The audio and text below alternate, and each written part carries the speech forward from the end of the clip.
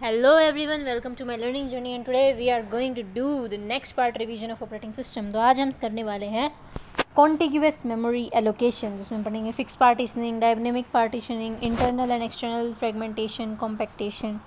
ठीक है, तो सोचो तुम्हारे पास एक हॉस्टल है जिसमें एक बहुत लंबी सी हॉल है। अब मान लो नए स्टूडेंट्स आते हैं, तो मेरा क्वेश्चन ये है कि सबको रूम कैसे एलोकेट करोगे। किसी को छोटा रूम चाहिए, किसी को बड़ा रूम चाहिए, और अगर किसी को बीच बीच में अगर कहीं पे बीच बीच में खाली जगह भी बच जाती है तो एग्जैक्टली यही रैम में हो रहा होता है।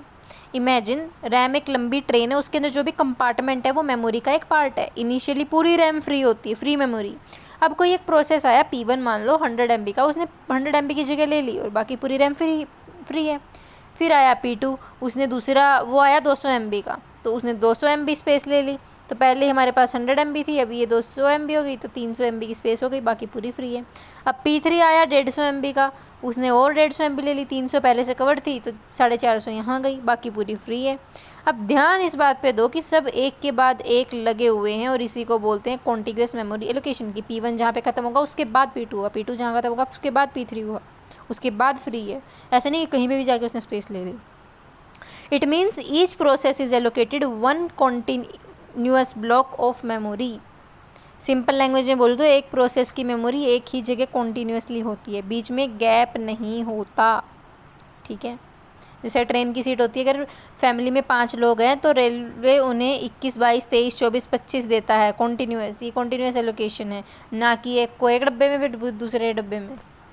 टाइप्स ऑफ कॉन्टिग्यूअस एलोकेशन दो होते हैं, एक होती है फिक्स पार्टीशनिंग, एक होती है डायनेमिक पार्टीशनिंग। अब दोनों को डिटेल में समझते हैं।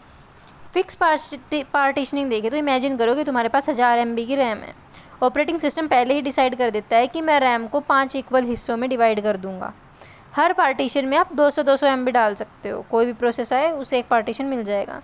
मान लो P1 आया, उसको 100 MB डेटा चाहिए था, ऑपरेटिंग सिस्टम है 200 MB का पार्टीशन उसने बना रखा है, तो बाकी 100 MB क्या होगा। अगर उसको P1 आया, उसको 100 MB का चाहिए डेटा, जगह चाहिए, लेकिन हमारे पास तो 200-200 MB के ब्लॉक हैं 5।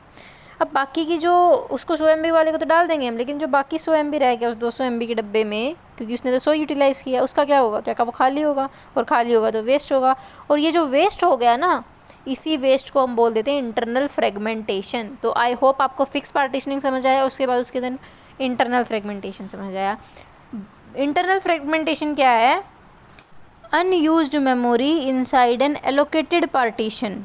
जो ऑलरेडी एलोकेटेड था उसके अंदर अनयूज मेमोरी, उसी को हम कह देते हैं इंटरनल फ्रेगमेंटेशन। ये फ्री है लेकिन दूसरा प्रोसेस उसको यूज़ नहीं कर सकता, इसलिए ये वेस्ट है। ठीक है, inside the partition is internal fragmentation. अब आगे आते हैं डायनेमिक पार्टीशनिंग पे। अब ऑपरेटिंग सिस्टम स्मार्ट हो गया है, उसने बोला मैं पहले से पार्टीशंस नहीं बनाऊंगा, जितनी मेमोरी चाहिए उतनी ही दूंगा। पहले उसने हिस्से बना दिए थे, 1000 MB की रैम है तो उसने 5 हिस्से बना दिए 200-200 MB के, लेकिन अब की बार नहीं बनाएगा, जो आएगा उसको देता जाएगा। पहले P1 आई 100 MB की, उसको दे दिया। P2 आई 250 MB की, उसको दे दिया। P3 आई 80 MB की, उसको भी दे दिया। ठीक है, कोई मेमोरी वेस्ट हुई? ऑलमोस्ट नहीं हुई। प्रॉब्लम क्या है? सपोज़ P2 का काम अब ख़त्म हो गया, P1 थी, फिर P2 थी, फिर P3 थी। P2 का काम जैसे ही ख़त्म हुआ, अब P4 300 MB मांगता है। टोटल फ्री मेमोरी है हमारे पास, बिल्कुल है, लेकिन कॉन्टीन्यूअस 300 MB नहीं है, और P4 को कॉन्टीन्यूअस 300 MB चाहिए। समझो कैसे, मैं कॉपी में दिखाती हूँ। ये रैम दे रखी है हमें, 500 MB की है हमारी रैम। P1 आया, उसने ले ली 100 MB। ठीक है, ये है P1 की जगह, बाकी फ्री है। फिर P2 आया, P1 यहाँ ऑलरेडी था 100 MB, फिर इसने ले ली P2 ने 250 MB। ठीक है, तो हमारी कितनी रिज़र्व हो गई?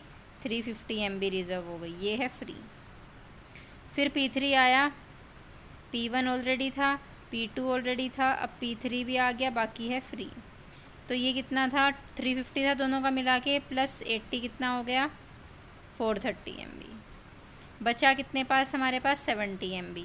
अब कहता है कि P2 फिनिश हो गया। P2 फिनिश हो गया तो इसका मतलब ये कि P1 P2 की जगह फ्री है, कितना था? 250 MB। P3 ये फ्री है और ये भी फ्री है, 70 MB। ठीक है, अब P4 आया 300 MB का। क्या इसमें 300 MB स्पेस है? बिल्कुल है। 250 यहाँ पे और 70 यहाँ पे, यहाँ से अगर मैं 50 ले लूँ तो 300 MB बिल्कुल है मेरे पास। लेकिन कॉन्टिग्यूअस मेमोरी एलोकेशन पढ़ रहे हैं, उसके अंदर हम डायनामिक पढ़ रहे हैं, पर यहाँ पे कॉन्टिग्यूअस नहीं है। 300 या तो यहाँ होनी चाहिए, यहाँ होनी चाहिए, वो नहीं है।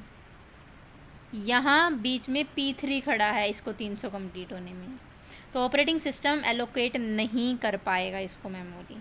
और ये जो प्रॉब्लम है जिसकी वजह से एलोकेट नहीं कर पाएगा, इसको कहते हैं हम एक्सटर्नल फ्रेगमेंटेशन, यानी कि free memory is available but scattered into small non contiguous blocks.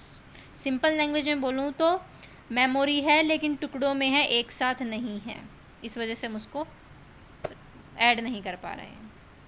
तो आपको इंटरनल वर्सेस एक्सटर्नल फ्रेगमेंटेशन में तो डिफरेंस क्लियर हो गया होगा कि इंटरनल क्या होता है, inside the allocated block, external होता है बिटवीन द एलोकेटेड ब्लॉक्स, कि दो एलोकेटेड ब्लॉक्स के बीच में।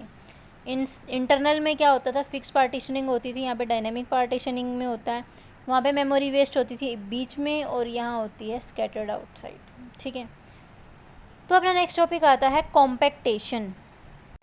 एक्सटर्नल फ्रेगमेंटेशन का सॉल्यूशन है ये। क्या? कॉम्पैक्टेशन। कैसे? मान लो कि एक बुक शेल्फ है जिसमें बुक रखी है, गैप है, फिर एक बुक रखी है, फिर गैप है, फिर बुक रखी है। तुम क्या करोगे, सारे बुक्स को एक साइड शिफ्ट कर दोगे, गैप की एक जगह आ जाएगा। ठीक है, एग्जैक्टली ऑपरेटिंग सिस्टम भी वही करता है।